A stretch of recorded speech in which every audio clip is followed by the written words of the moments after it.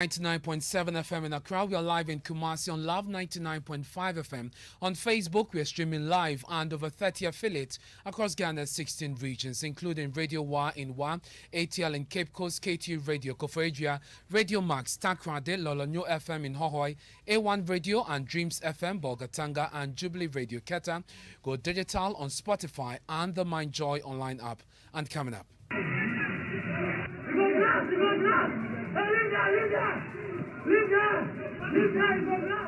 Two violent clashes in Ghana's top universities in less than a fortnight. This afternoon, a strong push for a national emergency response to the perennial clashes among rival student groups, leading to major injuries and destruction of properties. National security, the Interior Ministry, and the NIB and the rest, the investors, who should come on board and ensure that these things, just like the PRO said, is nipped in the bud, or else it's become a breeding ground for pure violence. Police in Kumasi has obtained crucial CCTV footage from the KNUST management as it pursues masterminds behind the latest clash between university and Unity halls. Fortunately, we have CCTV footages of the whole action, and so we are making those ones available to the police for investigation. And we are live at the KNUST campus. We also bring you the latest on the University of Ghana incident. As the Ghana cedi hits the 10 cedi mark to the dollar, the Bank of Ghana is being urged to urgently peg the value of the currency to the dollar until the economy stabilizes. We need to peg it. There has to be, we have to peg our cedi against the dollar at 1 to 10. We should hit it here now. We should now start looking at local homegrown policies. We have details, plus the call on government to undertake a crucial review of all programs with the aim of suspending some to relieve the distressed economy. The question is at this stage, which are the priority roles and which cannot be made? Again, it has been said about free SHS. There is a much more hard review of things that needs to be done. Also in this package, President Akufo-Addo calls on Dadbon to cooperate to find a worthy successor to the late Mion Lana, insisting it will be the best tribute and honor to his memory.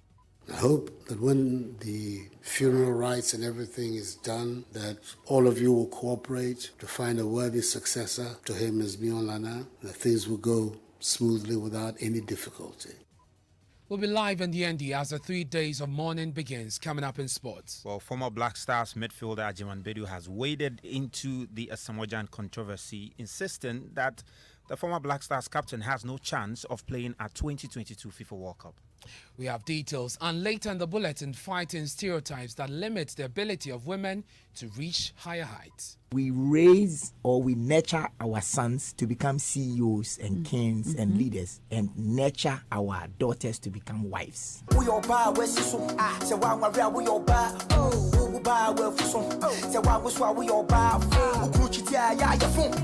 a woman,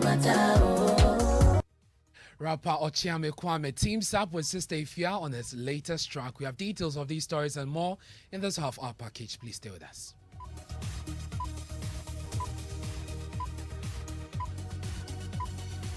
Hello again, thanks for choosing us. This is Joy News, your home of independent, fearless and credible journalism. I am Ernest. This afternoon, there's a strong push for a national emergency response to the perennial clashes among rival student groups on various university campuses across the country. After a clash at the University of Ghana last week, the Kwame Nkrumah University of Science and Technology is now the battleground for the latest incident, which has left scores of students injured and several properties destroyed. Thursday night's clash was between University Hall, Katanga, and Unity Hall, Continental at the KNUST, from where Love FM's Nana Ojima reports.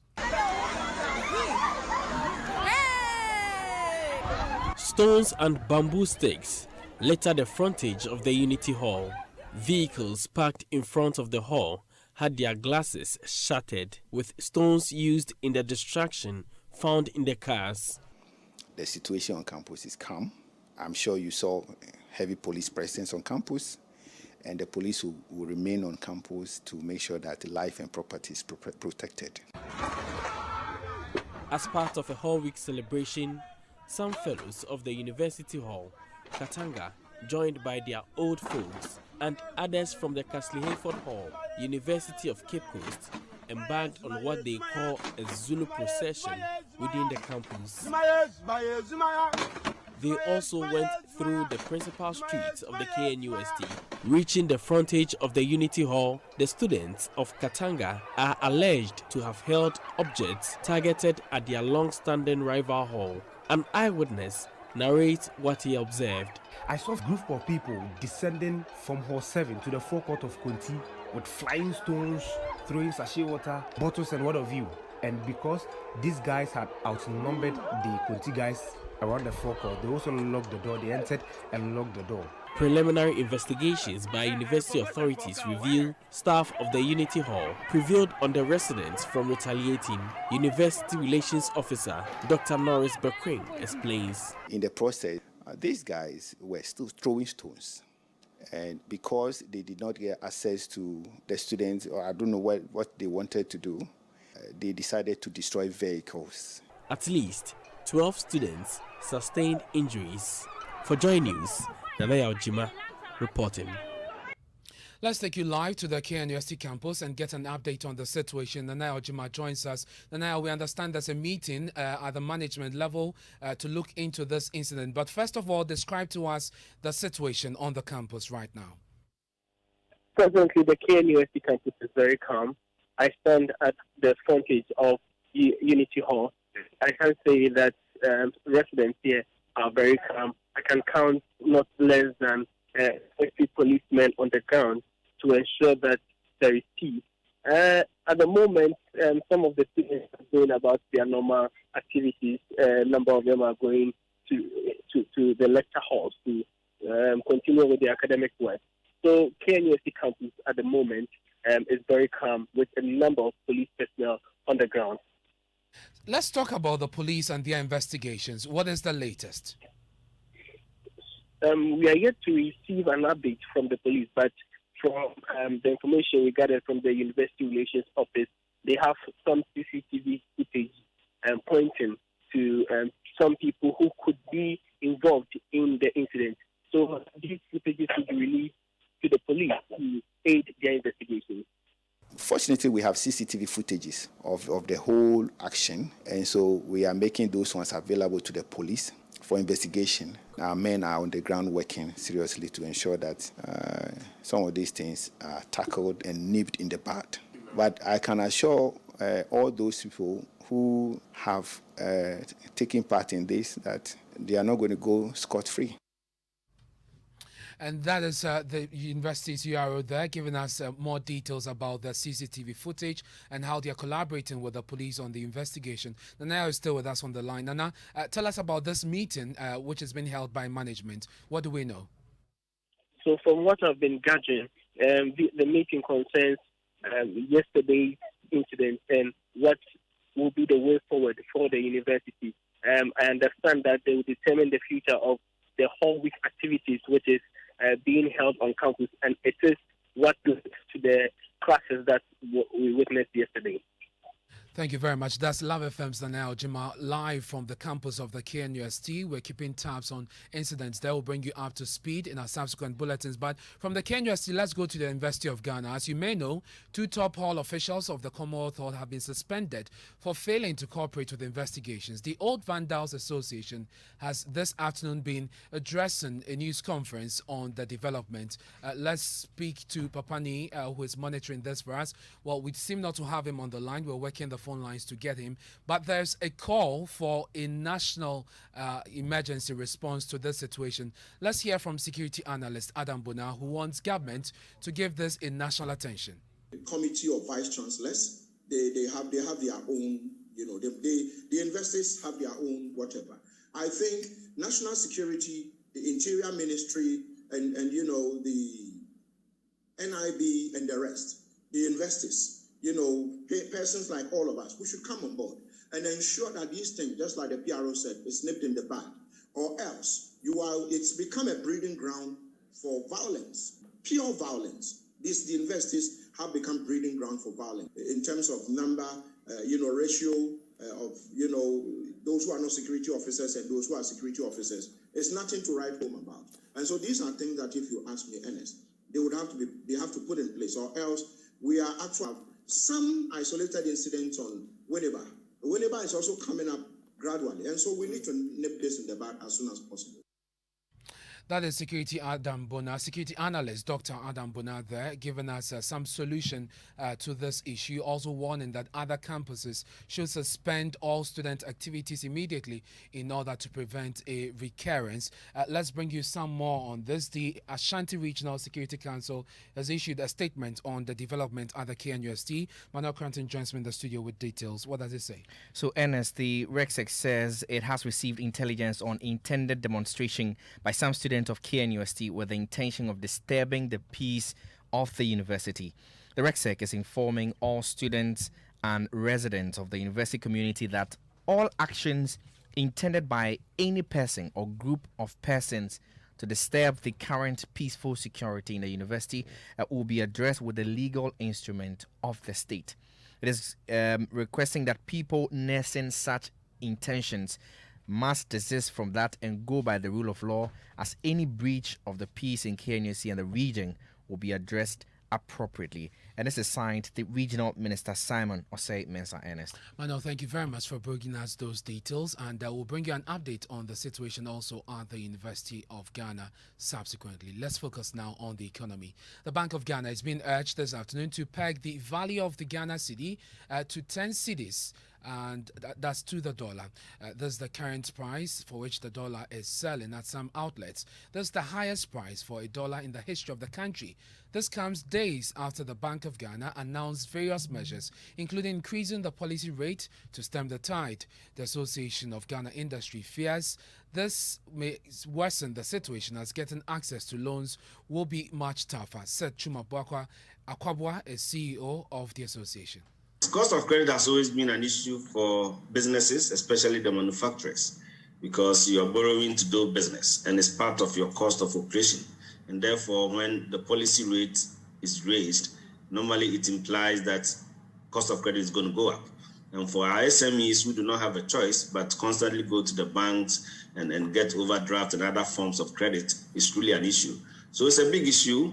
And when the policy rate is raised this way, we get concerned, because your bank will also start reflecting the changes in their costs or interest rate to you.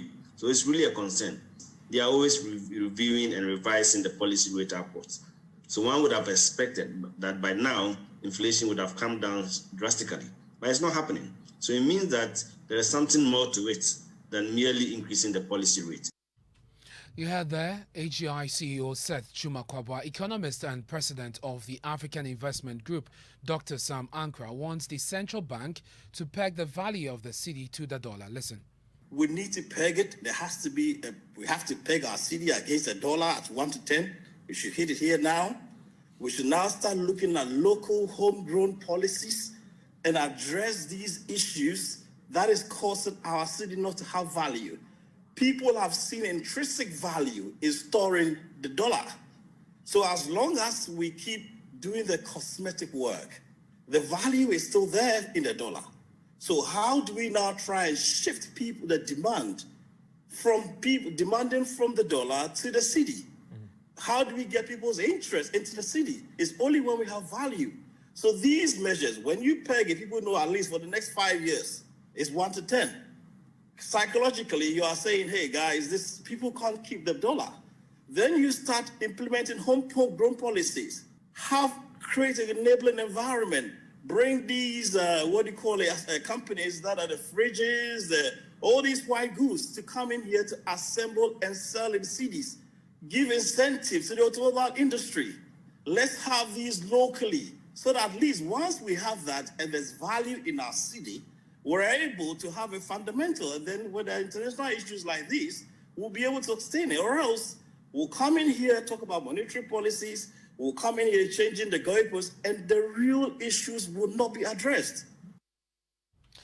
Government is being urged to urgently undertake a crucial review of all social intervention programs and developmental projects. Economist Stephen Adai says such an exercise should be geared at suspending a good number of these programs to relieve the economy. They have to do a little bit more open discussion on where we are going to cut which of government programs we cannot, under these circumstances, continue. We have to suspend for about a year. Those things are not coming. It seems, almost every government program is important. But the question is, so I don't think that they have, as a government, they have come with the type of decisions which are required at this time. My good old friend Amakwata, wonderful minister, doing a lot of things. But the question is, at this stage, which are the priority roles and which cannot be made? Again, it has been said about free SHS. Excellent one, because, we cannot continue to leave children out. But can we continue to have free education with boarding, more or less shifting the meals of parents to government at all levels?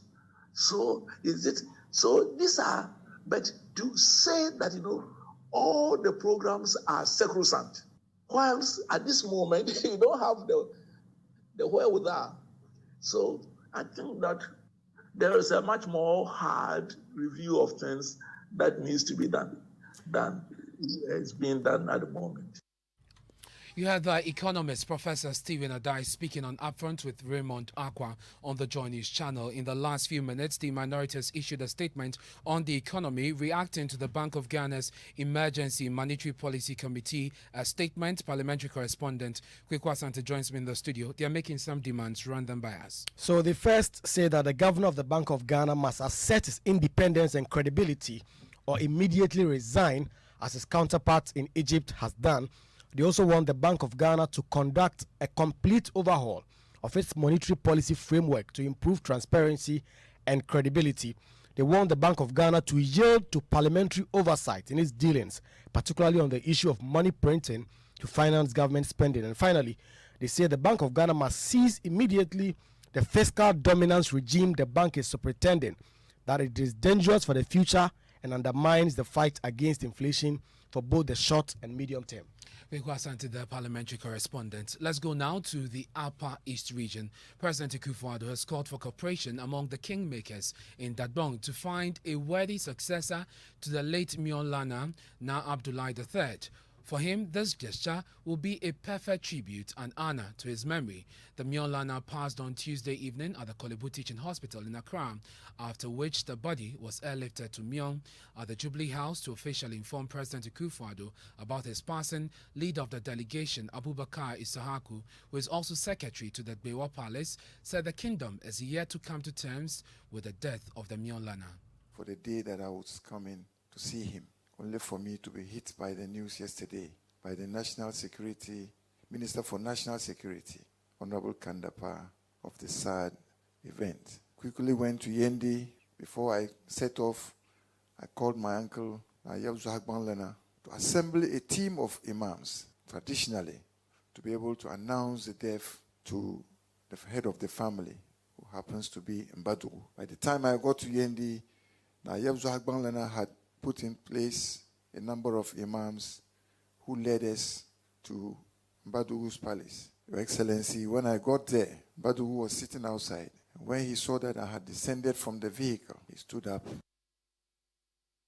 President Akufo-Addo described the late Mion Lana as a peacemaker who was very instrumental in bringing solution to the Dadbong chieftaincy crisis.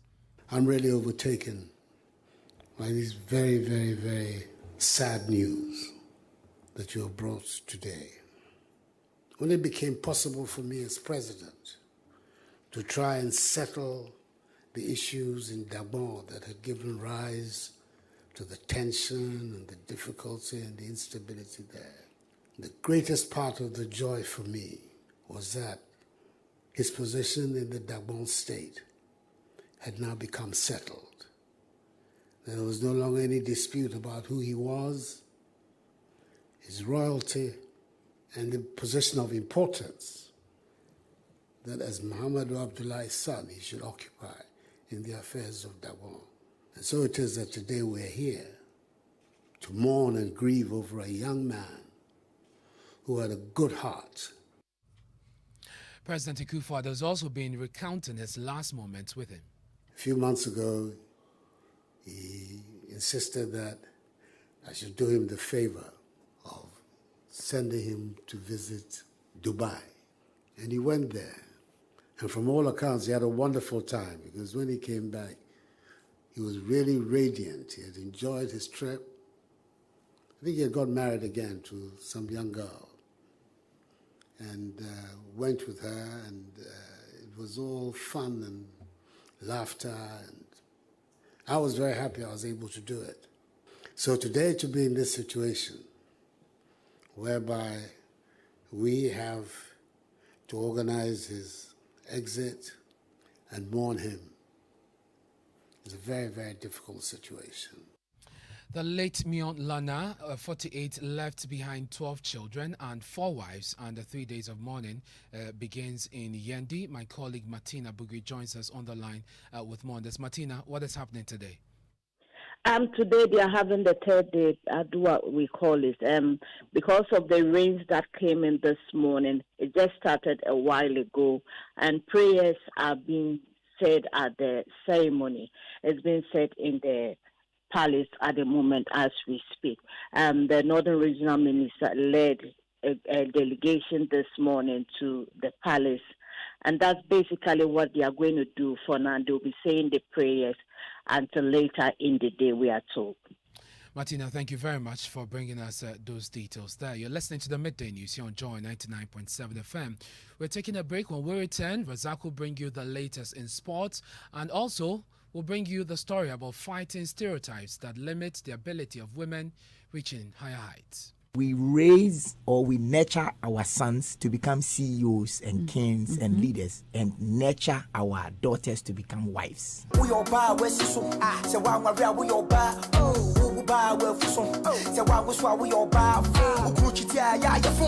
be a woman matter.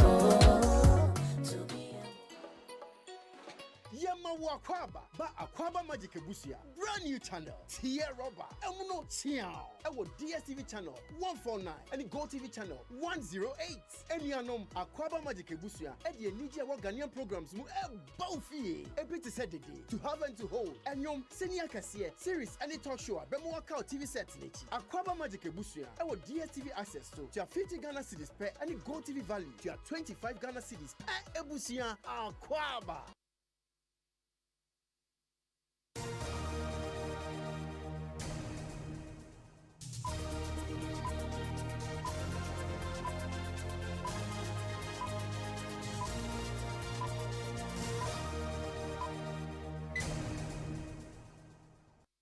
Thanks for staying with us here on the Midday News. Now, 2 youngsters whose returnee parents from the Netherlands died under bizarre circumstances have been crying all day since news of the death of their parents was broken to them. Psychologists, police officers and medical doctors at the Buakwa Polyclinic joined some family members to inform the boys about the death. The development, according to the medical team, has affected the health of the 2 who are due for discharge this week. Ohimen Teria of our Health Desk reports. The bodies of Mr. and Mrs. Jackson, believed to have died several weeks, were discovered in the family's Plot 10 apartment at Achuma Makru. Their 2 children, aged 11 and 13, locked up in the apartment with their parents, were rescued by police in an unconscious state. The children have been recuperating at the Buakwa Polyclinic, where a team of medical doctors and psychologists from the Ghana Psychological Association and the police have been taking care of them. But the medical team on Monday broke the news of the demise of Mr. and Mrs. Jackson to their children. The children have since been crying all day as they accuse their parents of disappointing them. Lady Abuachi Bankson, grandma of the children, was with the team that broke the news to the boys. They were shocked. So we couldn't stand. It was very, very, very, very sad for the children. So they cry, and now they are still crying. They said, "Oh, Mom, Papa, you disappointed us. Why?"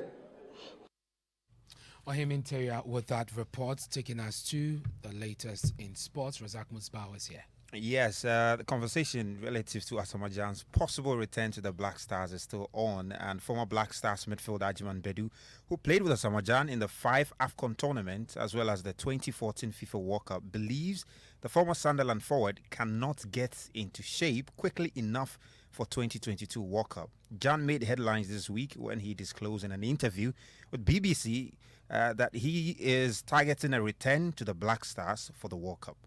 What I can say about him is that when he is not 100% fit, he will not play. Yeah. That is a fact about Gyan. And he knows his body more than anyone. From my side, I don't think he can be ready for the World Cup. You don't think Gyan would be ready? No. Have you seen him recently? They say he started training at Lagos. Yeah, by training alone and training with the club is different. Yeah. So this is the stage. He knows the stage more than me. Yeah. He has been there for 3 times. Yeah. He's been the captain 2014, so he knows the kind of stage it is. So training alone 2.5 months before a tournament like this, for my experience I have, when I have even an injury for 6 months and I came back, it took me like 3-4 months before I got better. Yeah. So I don't think he can be ready for the World Cup. What we can offer him, I think, for him to be there to help with the striking side, if he can... As a coach? As a striker's coach? Yes, that would be perfect for me. That is what I think he can. But on the field to play, he can never be ready before the World Cup. Well, so Kojo, that's it. Ajiman Bedu is suggesting that Asamoah Gyan at best should be presented to the Black Stars as a striker's coach. And he has earlier indicated that that's what he wants to do. So it's surprising that he says he now wants to come back to the Black Stars to play. We like to play politics in this country. Let's see what happens with this. But just before we go, Razak, rapper Ochiame Kwame has teamed up with singer Sister Ifya to release a song that seeks to change stereotypes about the role of women in the Ghanaian society. Listen. Plastic.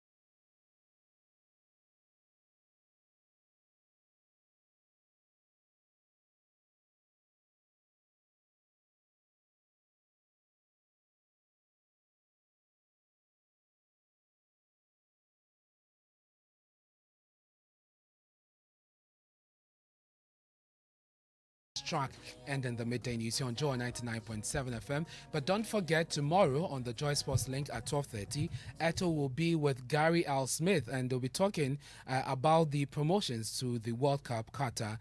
You definitely don't want to miss that. But our top story, there's a call for the University of Ghana and the KNUST to deal with the issue, but also a national emergency response to the perennial clashes on our campuses. You can find more stories when you log on to myjoyonline.com. I'm Ernest Manu.